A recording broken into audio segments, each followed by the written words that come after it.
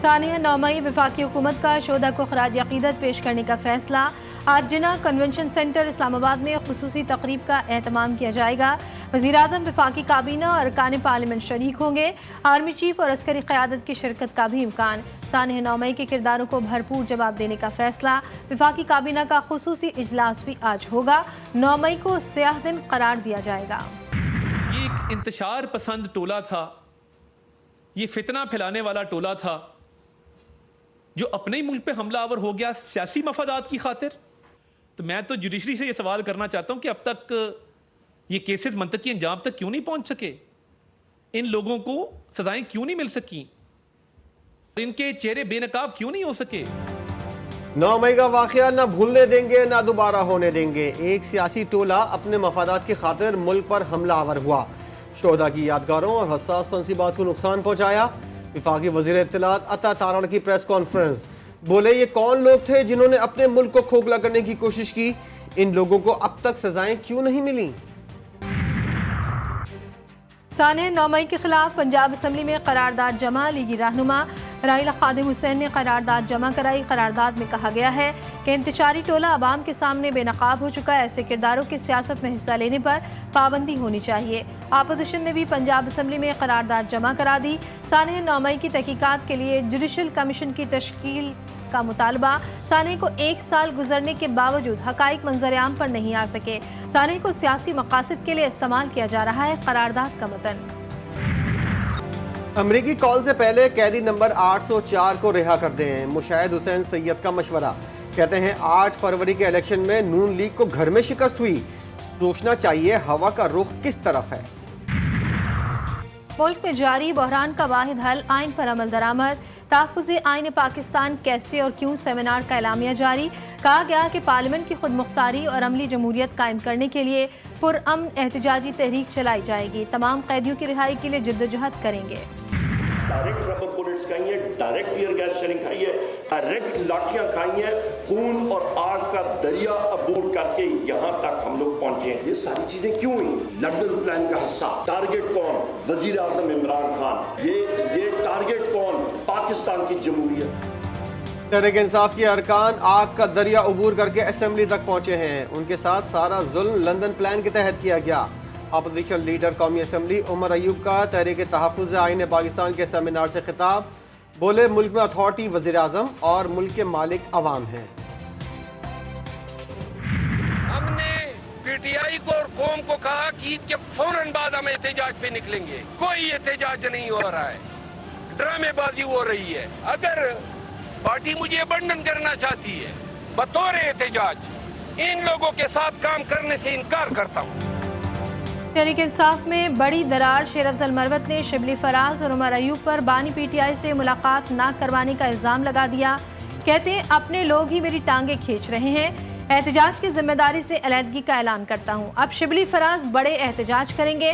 मुझे public accounts committee की chairmanship नहीं चाहिए। अपने एक ट्वीट में लिखा, कुछ दिन आराम करने के साथ मीडिया से दूर रहने को तरजीह दूंगा।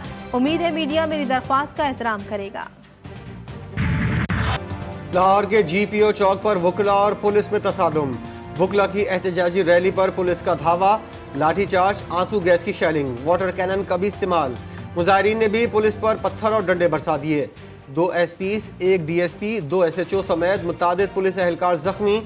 मुश्तइल मुजाहिरीन ने अदालत का दरवाजा भी तोड़ दिया। पुलिस ने मुतादिद वुकला को हिरासत में ले लिया।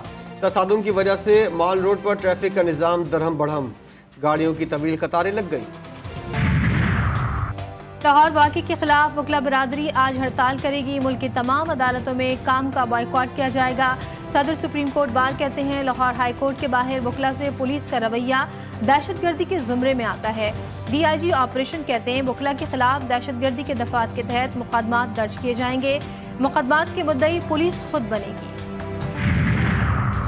बानी PTI ने चेयरमैन PAC के लिए शेख वखास अकरम का नाम फाइनल कर दिया। तहरीक इंसाफ के मरकजी सेक्रेटरी इत्तलात रऊफ हसन कहते हैं हमारे उम्मीदवार शेख वकास अकरम हैं। असेंबलियां छोड़ने की गलती नहीं करेंगे, लोगों ने हमें वोट दिया है। हामिद रजा साहब ने जज्बाती होकर बयान दिया था। प्रैक्टिस एंड प्रोसीजर एक्ट आइन से मुतसादिम अदालत के इंतजामी उमूर पर पार्लियामान को मुदाखलत की इजाज़त देना इख्तियारात की आईनी तकसीम के खिलाफ है। Practice and procedure act case में जस्टिस शाहिद वहीद और जस्टिस आयशा मलिक के इख्तिलाफी नोट्स जारी। जस्टिस शाहिद वहीद ने लिखा, आर्टिकल 191 का सहारा लेने की इजाज़त मिली तो अदालती मामलात में बजरिया ऑर्डिनेंस भी मुदाखलत हो सकेगी। जजेस की 3 रुकनी कमेटी प्रैक्टिस एंड प्रोसीजर में मौजूद खामियों को रूल्स बनाकर दुरुस्त नहीं कर सकती। प्रैक्टिस एंड प्रोसीजर एक्ट का मकसद अदलिया की आज़ादी और इसके उमूर पर कदगन लगाना है। जस्टिस आयशा मलिक ने अपने इख्तिलाफी नोट में लिखा, प्रैक्टिस एंड प्रोसीजर कानून सुप्रीम कोर्ट के आईनी इख्तियार को ख़त्म नहीं कर सकता। रोस्के पाम ने कहा था कि अगर चाहते हैं अदलिया कुछ करे तो उसे करने की आज़ादी भी देना होगी। सादा कानून साजी के जरिए अपील का हक नहीं दिया जा सकता।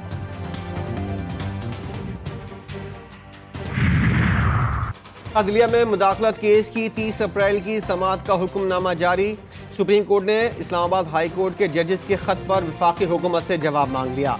हुक्मनामे में जस्टिस अतहर मिनुल्लाह के हाथ से लिखे गए नोट को भी शामिल किया गया।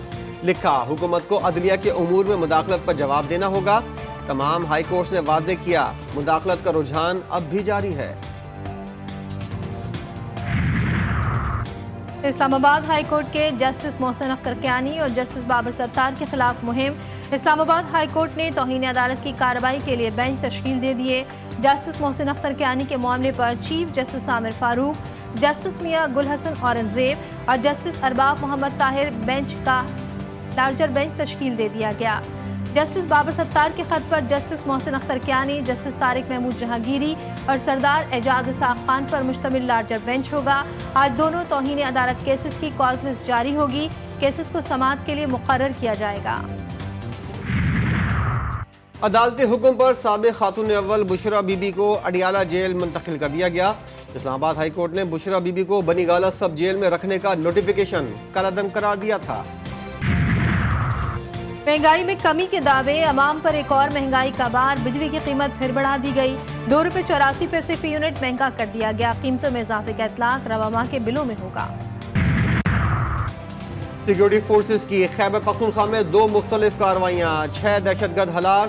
ISPR के मुताबिक DI खान में 5 और शुमाली वजीरिस्तान में 1 दहशतगर्द मारा गया। दुआबी में जमीन का तनाजा, 2 जिंदगियां निकल गया। नबाही गांव ज़रोबी में मुखालिफिन ने फायरिंग करके 2 भाइयों को कत्ल कर दिया। पुलिस ने मुकदमा दर्ज करके मुल्ज़िमान की तलाश शुरू कर दी। खैरपुर पुलिस से मुकाबले में बदनाम जमाना डाकू सोमर शाह मारा गया। दीगर साथी फरार होने में कामयाब। पुलिस के मुताबिक डाकुओं ने सुबह गाँव में हमला करके 2 देहातियों को कत्ल किया था। हलाक डाकू मुतादिद संगीन मुकदमात में मतलूब था। लाहौर के नवाब टाउन में कत्ल की लर्ज़ाखेज वारदात। मुलजिम ने अपने ही 3 साला भांजे को ज़बह कर दिया। छुरियों के वार से बहन जख्मी हो गई।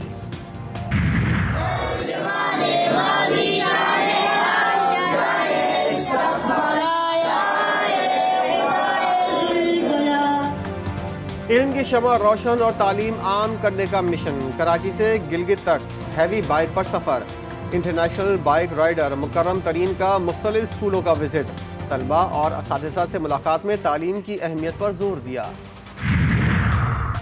हज ऑपरेशन की तैयारियां मुकम्मल। सरकारी हज स्कीम के तहत आज़मीन हज की रवानगी कुछ देर बाद शुरू होगी। कराची एयरपोर्ट से निजी एयरलाइन की 2 परवाजें 1:30 बजे मदीना रवाना होंगी।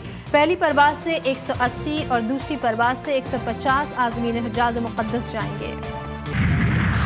रफा में बड़े इसराइली हमले का खतरा बढ़ गया। अक़वाम मुत्तहिदा के सेक्रेटरी जनरल एंटोनियो गुतेरेस ने खबरदार किया है कि रफा पर इसराइली हमला बड़ी गलती होगी। गजा में जंगबंदी मुआहदे की कोशिशें जारी हैं। अल शिफा अस्पताल के करीब एक और इज्तिमाई कब्र मिल गई। 50 से ज़ायद लाशें निकाल ली गईं। इसराइली हमलों में शहीद फ़लस्तीनियों की तादाद 34,850 तक पहुँच गई।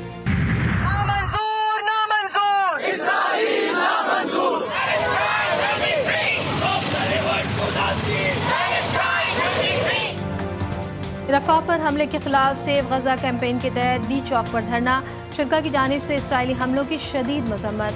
फ़लस्तीनियों से भरपूर इज़हार यकजहती। एहतजाज की क़यादत गजा बचाओ मुहिम के सेनेटर मुश्ताक हुमैरा तैयबा ने की। कराची की जामियात में भी तलबा का फ़लस्तीन से इज़हार यकजहती। NAD यूनिवर्सिटी में तलबा का मुजाहरा। डाउ यूनिवर्सिटी में एहतजाजी वॉक का एहतमाम किया गया। अजलान शाह हॉकी कप में कौमी टीम की एक और शानदार फतह। कनाडा को 4 के मुकाबले में 5 गोल से शिकस्त देकर फाइनल के लिए क्वालिफाई कर लिया। कौमी टीम अपना आखिरी मैच न्यूजीलैंड के खिलाफ 10 मई को खेलेगी। और मस्जिद जैसे गुंबद और मीनार वाला चर्च फन तामीर का शाहकार। मंदिर और गुरुद्वारे से भी मिलती जुलती निशानियां। पेशावर के 140 बरस पुराने ऑल सेंट्स चर्च पर खुसूसी रिपोर्ट भी बुलेटिन का हिस्सा।